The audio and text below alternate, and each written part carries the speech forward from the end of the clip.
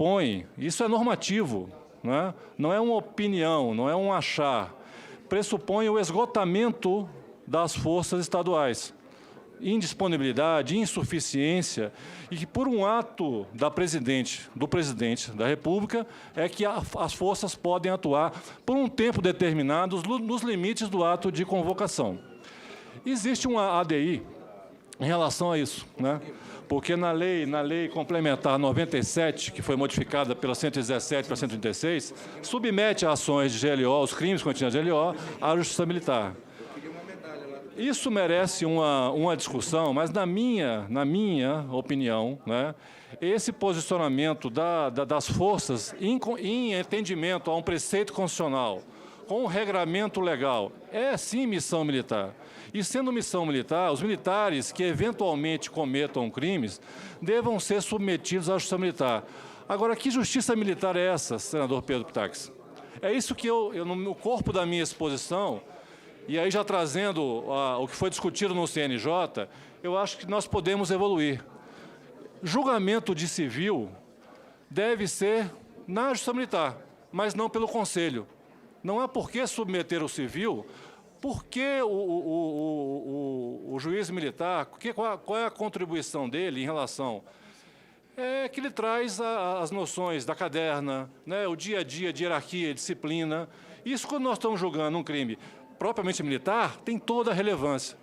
Quando nós estamos diante de um civil, seja, aí a diferença, né, seja autor ou seja vítima, a proposta é que seja julgado monocraticamente pelo juiz auditor. Pela simetria. Há um eventual recurso, nas turmas que eu estou propondo no STM, será julgado por ministros civis, para manter essa... No STM. Porque o STM, na minha proposta, ele passaria a conhecer de recursos especiais e ordinários da competência da Justiça Militar, seria verdadeiramente um Tribunal Nacional. Me permita, senhor presidente. Sim. A questão da garantia da lei e da ordem, eu conheço a legislação que regulamentou o artigo 142. Eu só queria saber a opinião do senhor. O senhor já deu a opinião. É uma opinião, né? No tocante à competência, ficou muito bem definida.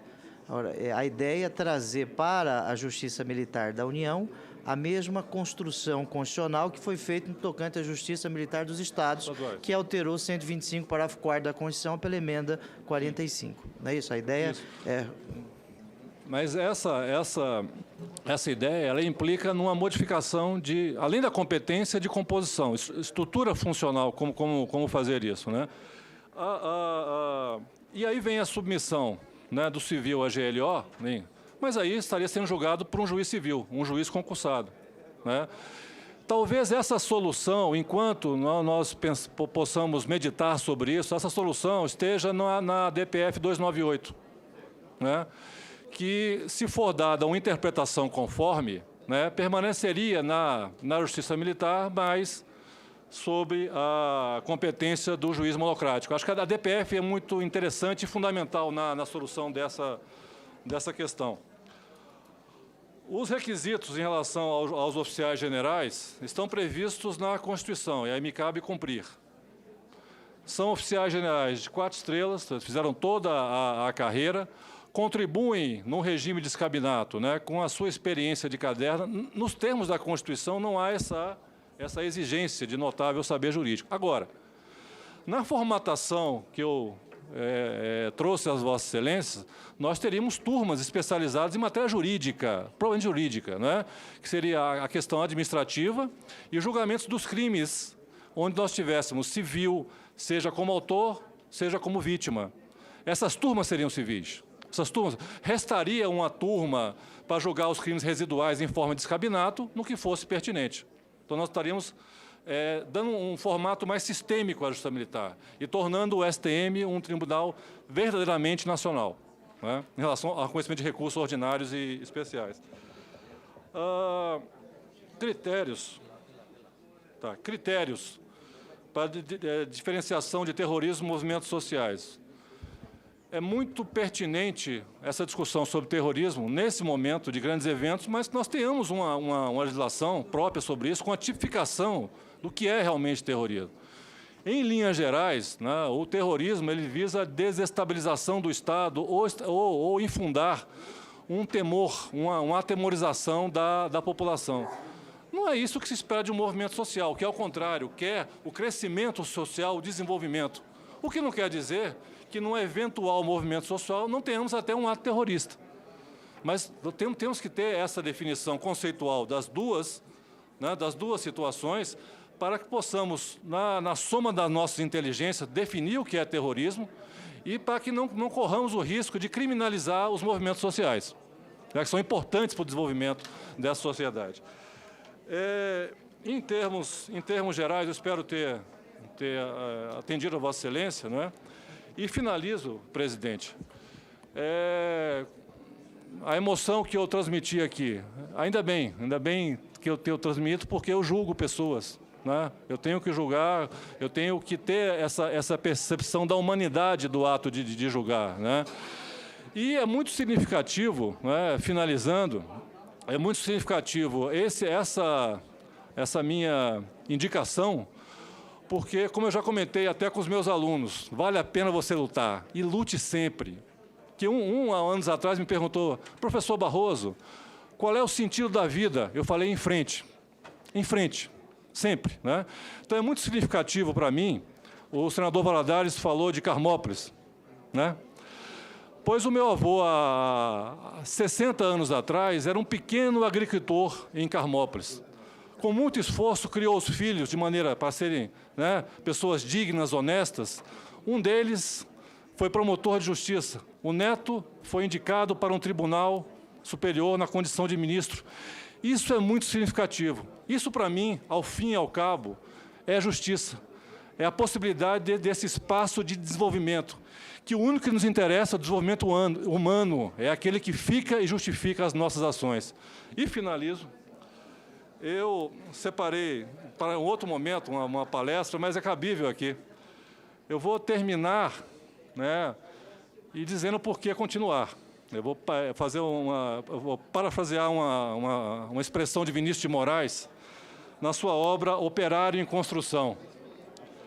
Mas nós bem sabemos este fato extraordinário, que o operário faz a causa e a causa faz o operário. Esse é o sentido. Muito obrigado. Vamos à votação. Dei minha lista dos senhores senadores. José Pimentel. Senador José Pimentel.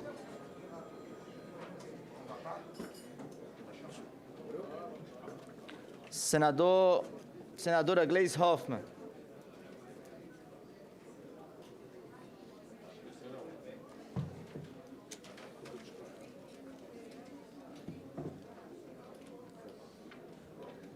Senador Pedro Tax.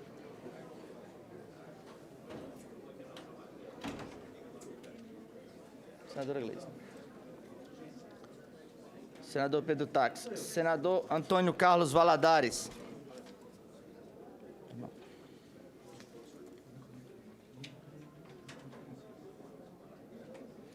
Senador Randolfo Rodrigues.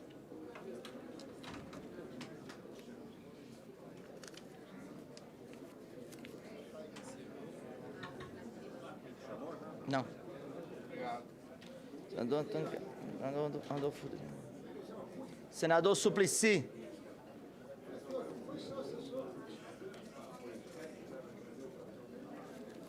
Senador Rodrigues. Randolfo Rodrigues. Meu irmão. Tem dois. Senador Suplicy. Senador Eduardo Braga.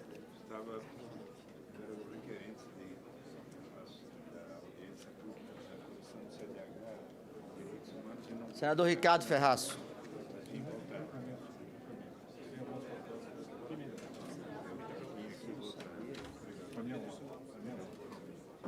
Senador Ricardo Ferraço. Senador Pedro Simão. Senador Ricardo Ferraço. Senador Eunício Oliveira.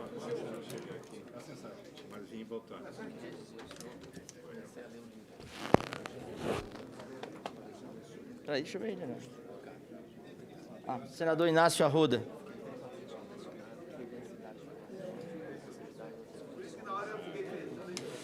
Senador Vital do Rego.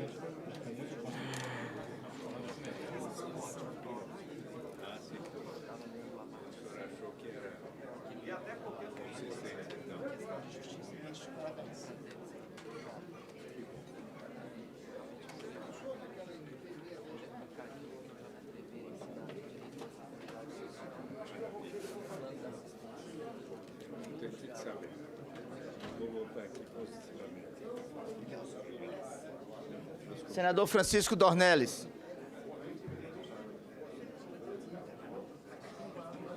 Senador Sérgio Petecão. Senador Sérgio Petecão. Beleza. Senador Romero Jucá.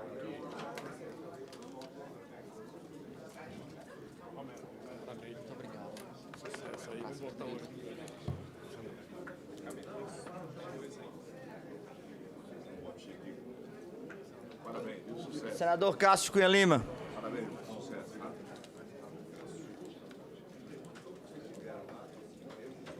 Senador José Agripino.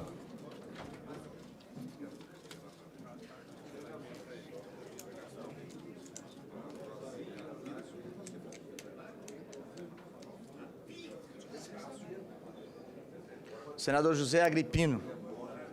Senador Aloísio.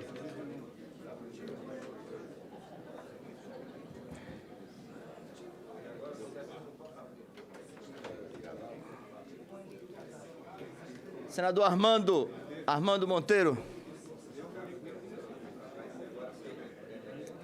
Senador Mozarildo.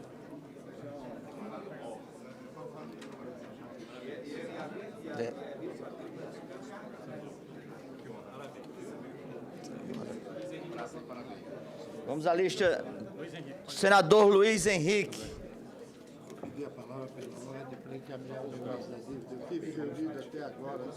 Depois que terminar aqui, aí quando começar a pauta. Senador Luiz Henrique. Senador Hollenberg.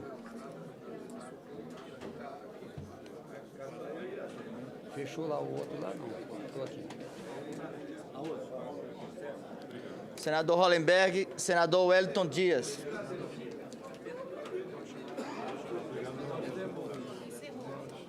Encerrou. Essa. Senador Ciro Nogueira.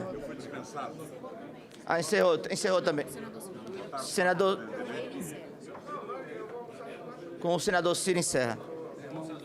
Ciro Nogueira. Fechou tudo. Ciro Nogueira.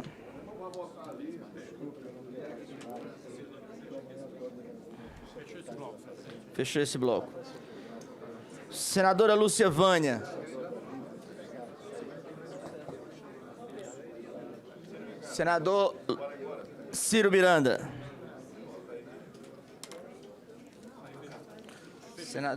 Fechou esse bloco também. Senador Ciro, vote. Senadora Lúcia Vânia.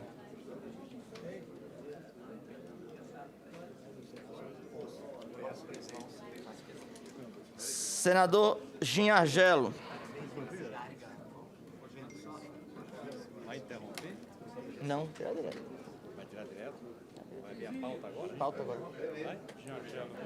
Senador Gin. Senador Blairo Maggi. Com os senhores senadores, nós fechamos aqui.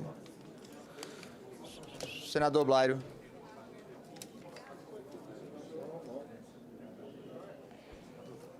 Encerrado o processo de votação.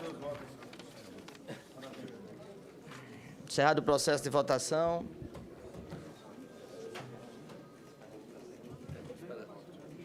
Peço aos senadores Gin Argelo, Lúcia Vânia e Ciro Miranda para iniciarem o processo.